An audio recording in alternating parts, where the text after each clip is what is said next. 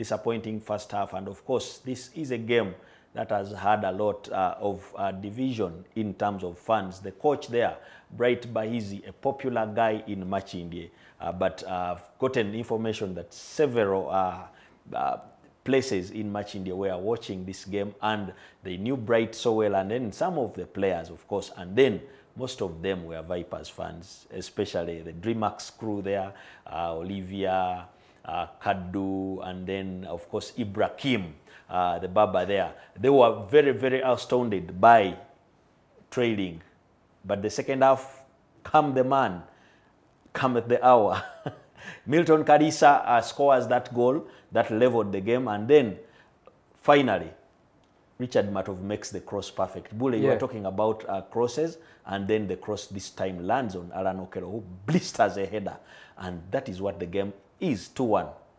Final product was the only thing lacking from Richard Matovo. Defensively, he's good whenever they're on a defensive man, but whenever he was going forward, that product. But coming back in the second half, I believe he was talked to in the dressing room. This is what you need to do whenever you go to the byline.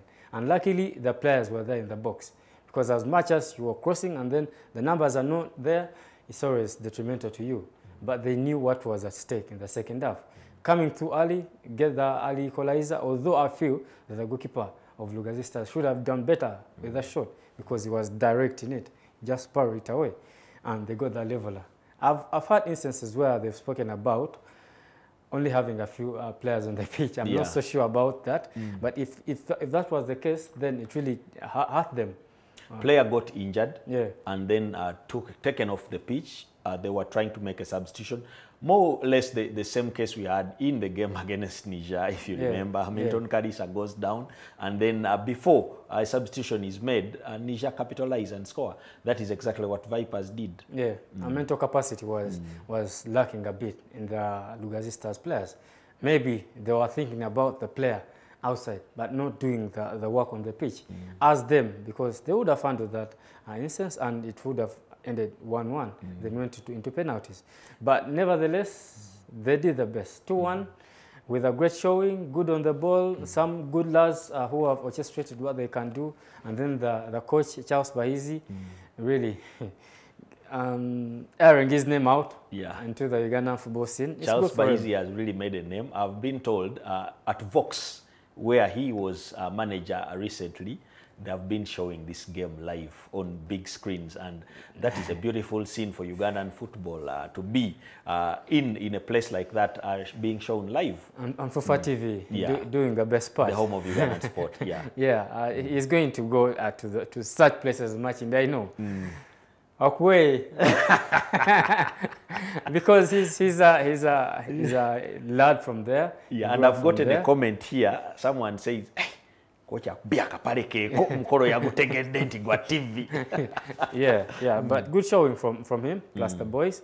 They just need to get these positive points from such a match and transform them into their regional league matches.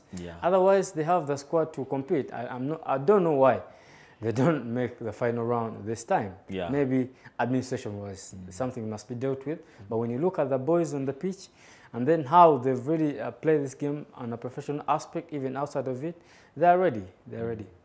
Another Machindie fan there, Andrew Magambo, saying, Lugazi is a very good side. I think they had some time there going there. But they have a good chance in the league. But talking about Lugazi, have Vipers really shown that they are fresh enough?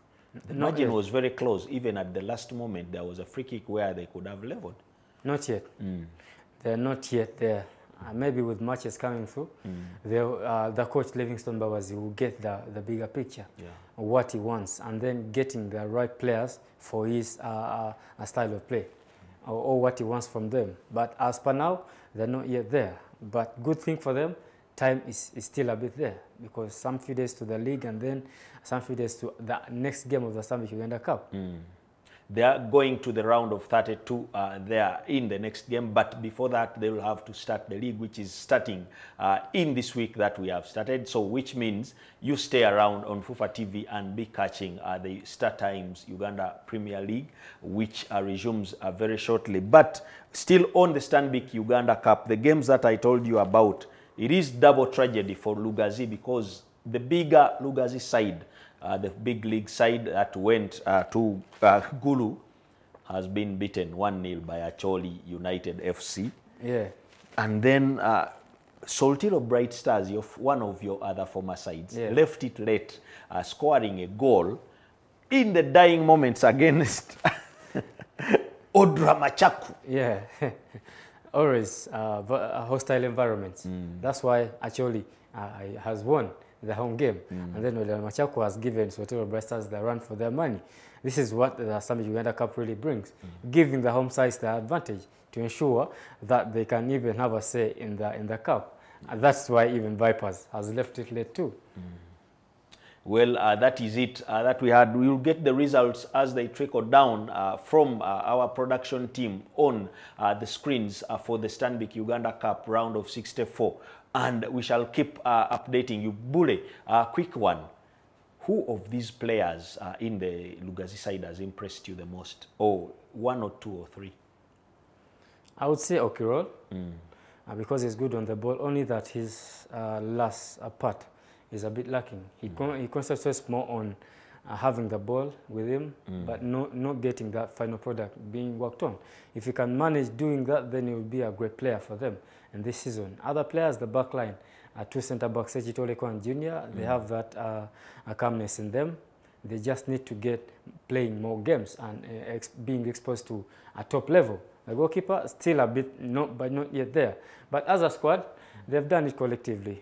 No more players I can mention. Maybe you can help me on that too. Yeah. Then the youngster for Vipers, Fazil Tumwine, who comes in for his first game, having upgraded from the feeder side, St. Mary's Secondary School, and gets a chance to be on the side, giving a good account of himself. Yeah, any youngster in the Vipers Academy or Vipers squad, you must be ready.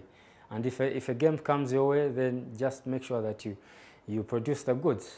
This is how you build your status as a player. This is how you get more minutes, and good for them that they are in that squad. How they're going to handle themselves up to the end of the season, it will be up to them. But the chance has been given to them by the coach, by the patron, by even every member in the Vipers camp. Yeah, that was, of course, highlights of some of the opportunities that Vipers missed in this game to actually put the margin beyond Lugazi's reach. And for some moments, we thought that the game is still in their hands. But finally, of course, they hold on and win 2-1. Yeah, that was another one. As Vipers, they just knew it's going to be a hard bit, and that is why I spoke about it in the halftime analysis. They must come back stronger in the second half. You just come back hungry, carry out your responsibilities. And what he does, he brings in Yunus, who gives them the impetus to go forward. And immediately Yunus, he made the impact, getting that first goal, because he drives in, he plays that football to Watambala. Watambala threads it to Milton Karisa, who scores. Yeah. In the second goal, still, they use the left side. Yes. He comes in, make the numbers in the box, and then Matovu gets that perfect cross where they score through Alan Okello. So the initial choice to have Alan Okello at that wing was a little disastrous, because even when Okello moves into the middle, he becomes more dangerous. That's why he is fit. I'm not sure why, even the last coach for Vipers, in some games he opted for Alan Okello being on the left wing. And maybe because he's a left winger, but he doesn't have the speed to help them go forward. But he has that artistry whenever he's in the middle. And he brings normally that he prefers to be off the right, cutting the balls inside. Yeah, the right and then the middle, because he gets the perfect view whenever he gets past a defender or even that link-up play. That's the twitch that was needed, and immediately they've got the response. 2-1, great result. But I believe lessons must be learned. Yeah. Because they're going to come up against tougher opponents in the league and then in the cup. Teams won't allow you any chances when you falter. Probably by then the momentum will have been gained by Livingstone Babazi and the boys there. Of course, proud to have Hilary Mukundane back, Alfred Mudekereza, which increases the competition for places, which every coach prefers. We cannot do so much more than this. We just have to say you've been a very, very good viewership, and thank you. Keep following our social media handles and put the hashtag #MatchDayLive for any comment and any kind